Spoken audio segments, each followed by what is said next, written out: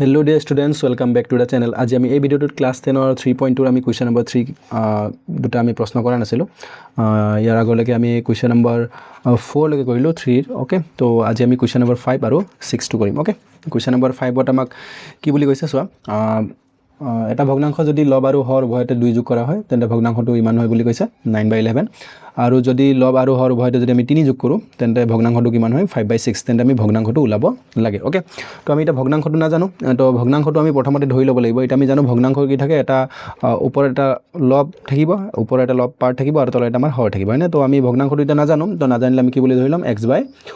ধৰি লম ওকে তো প্ৰথমতে আমি ভগ্নাংশটো x/y ধৰি লম তাৰ পিছত আৰু প্ৰশ্নটো আমাক কি কৈছে হেতু আমি ভালকৈ পঢ়ি তাৰ পৰা আমি কি কৰিম সমীকৰণটো বনাই লম ওকে তো আমি কৰিম এতিয়া কোয়েশ্চন নম্বৰ 3 5 নম্বৰটো তো আমি প্ৰথমতে ধৰি লম ধৰা হল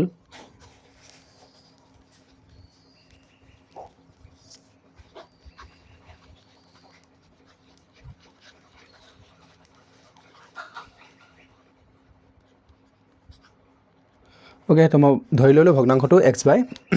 এতিয়া প্ৰশ্ন মতে বা প্ৰথম শৰ্ত মতে আমি কি কৰিব লাগিব আমাক প্ৰশ্নত ফাৰ্স্ট স্টেটমেন্টৰ আমাক দিয়া আছে যদি লব আৰু হৰ উভয়তে যদি আমি কি কৰো 2 যোগ কৰো ওকে মানে ওপৰত লবত আৰু তলত হৰত দুইটাতে আমি কি কৰিব লাগিব 2 যোগ কৰিব লাগিব উভয়তে মানে দুইটাতে লবত আৰু হৰত দুইটাতে কি কৰিব লাগিব 2 যোগ কৰিব লাগিব যেটা 2 যোগ কৰিম তেটা কি হ'ব 9/11 ওকে তো আমাৰ ভগ্নাংশটো আছিল এটো x/y এত কি কৈছে ওপৰটো 2 যোগ কৰিব লাগিব তলটো 2 যোগ কৰিব লাগিব যেটা আমি ওপৰত তলত 2 যোগ কৰিম তেটা এটো হৈ যাব 9/11 ওকে তো এটা দুইফালে ভগ্নাংশ হৈ আছে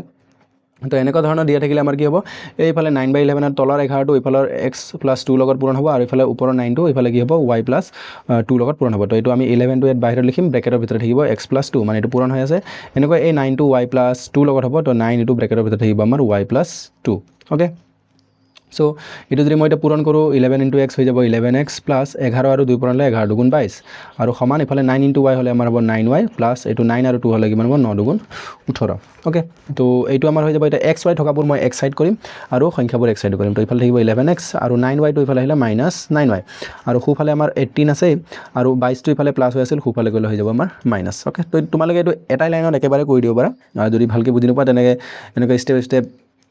পুৰা সম্পূৰ্ণ স্টেপবোৰ ভালকৈ কৰি যাবা তেতিয়া অংকবোৰ ভালকৈ বুজি পাবা ওকে তো যেতিয়া কৰি এক্সপাৰ্ট হৈ যাবা তেতিয়া আৰু কিছুমান লাইন তোমালোকে স্কিপ কৰি দিব পাৰিবা যেনেকৈ এই লাইনটো আমি নিলিখিলেও চলি যায় যেনেকৈ 22 ৰ পৰা 18 গলে আমাৰ হ'ব 4 যেটো মাইনাসটো ডাঙৰ আছে সেইকাৰণে আমাৰ -4 ওকে তো এটা আমি ধৰি ললো কিমান নম্বৰ সমীকৰণ 1 নম্বৰ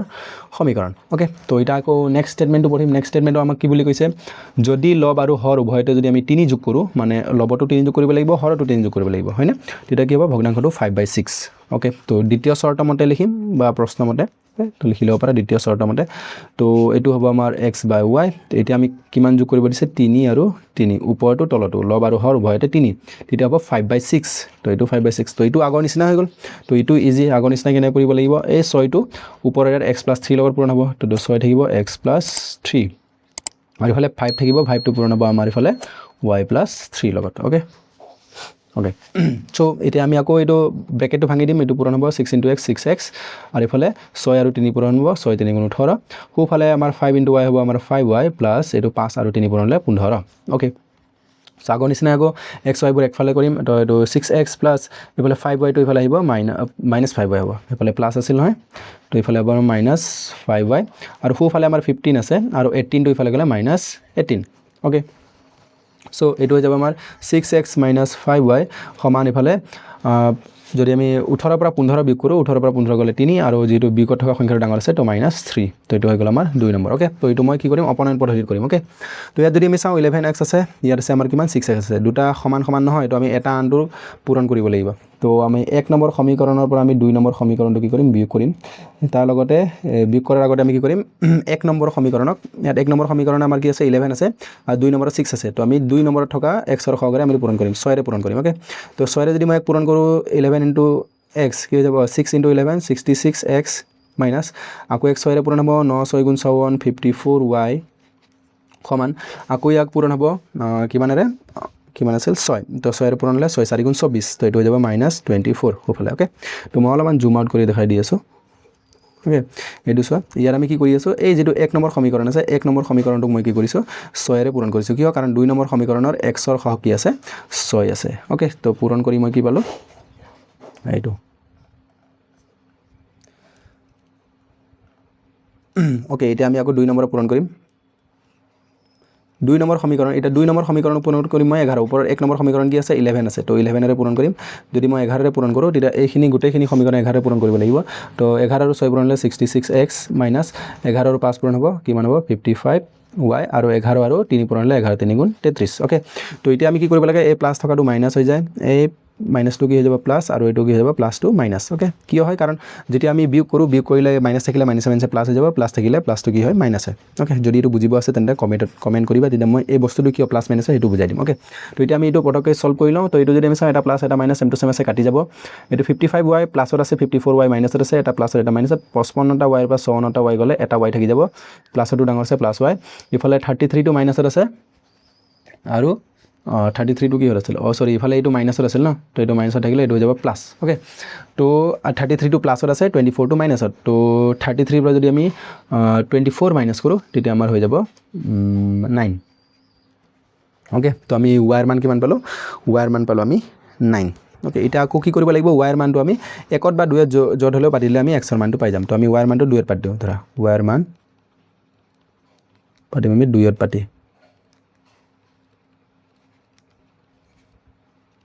y এৰ মান 2 এৰ পাতি পাও তো 2 নম্বৰ সমীকৰণটো আমাৰ কি আছে 6x 5y এবাৰ মই লিখি লওঁ ওকে 6x 5y সমান কি আছিল -3 হয়নে এইটো তো এতিয়া 6x 6x -5 মানে 5y মানে কিমান পাইছো মই 9 পাইছে তো 9 পাতিম মাইনাস বলে সমান -3 আছে ওকে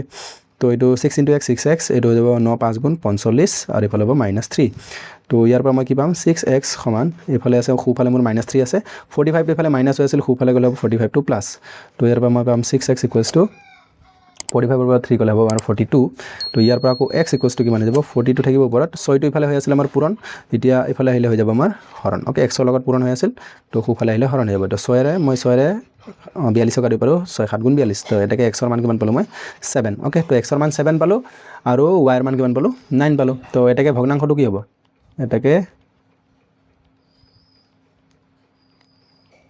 এটাকে ভগ্নাংশটো হ'ব কিমান আছিল ওপৰত x আছিল তো x মানে 7 আৰু তলত y আছিল y মানে কিমান 9 তো আমাৰ হৈ যাব ভগ্নাংশটো 7/9 ওকে তো এইটো হৈ গল আমাৰ 3 নম্বৰৰ 5 সলিউশন ওকে ইয়াৰ পিছত আমি 6 নম্বৰটো কৰিম